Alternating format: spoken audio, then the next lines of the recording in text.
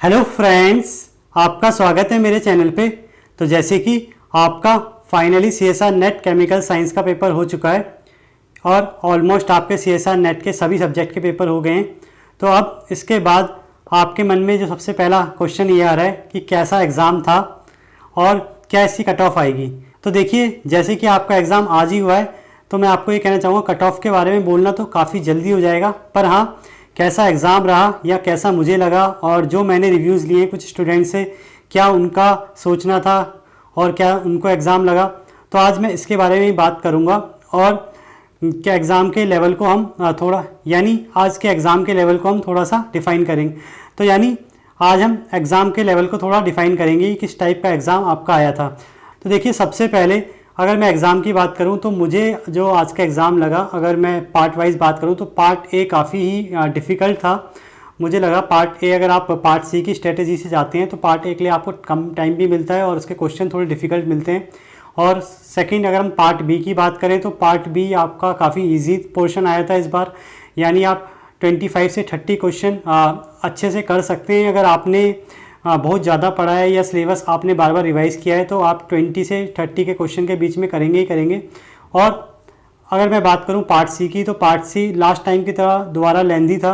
अगर किसी ने अच्छे से पढ़ा है, ज़्यादा पढ़ा है, तो उनको टाइम लगेगा, क्योंकि क्वेश्चन चूज़ करने में भी टाइम लगता है। 60 क्वेश्चन पढ़ना, फिर उनमें से 25 को चूज़ करना, तो ये थोड़ा सा डिफ़िकल्ट हो जाता है। तो ये मैं कहूँगा कि पार्ट सी आपका लेंदी था। और अगर पार्ट सी की स्ट्रेटेजी से आप गए होंगे तो कहीं ना कहीं आपने ये चीज़ फेस की होगी कि आपका टाइम पार्ट सी में बहुत ज़्यादा चला गया होगा। और पार्ट बी अगर आपने एडजस्ट किया, क्योंकि वो इजी भी था तो टाइम पे हो गया, पर फिर भी आपके पास पार्ट ए के लिए जो ऑलरेडी कठिन था उस पर थोड़ा कम टाइम मिला। अब अगर मैं सब्जेक्ट वाइज बात करूं तो सब्जेक्ट वाइज में मुझे लगता है ऑर्गेनिक काफ़ी डिफ़िकल्ट आई थी।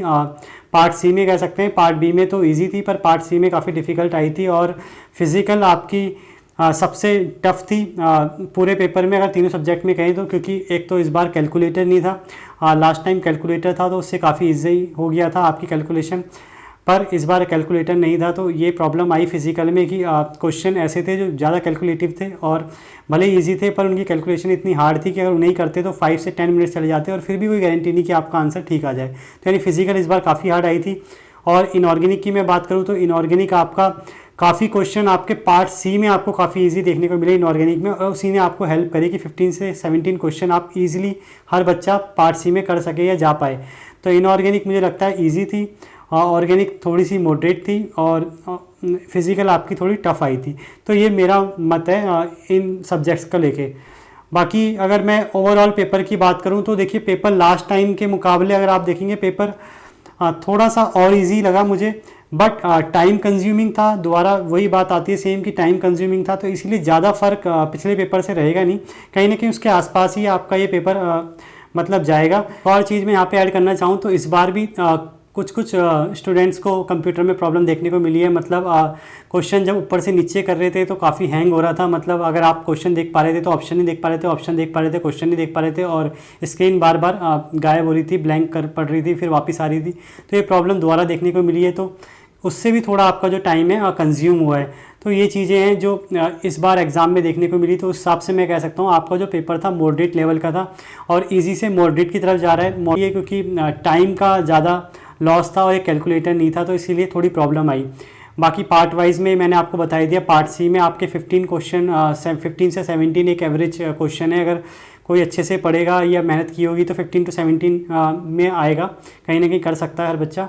बाकी पार्ट बी में भी 20 से 30 के बीच में आराम से कर सकता है, और पार्ट ए में 5 क्वेश्चन तक ही जा सकते हैं। अगर आप पे टाइम बचा तो ही आप उसके ऊपर जा पाएंगे, ये मेरा मानना है।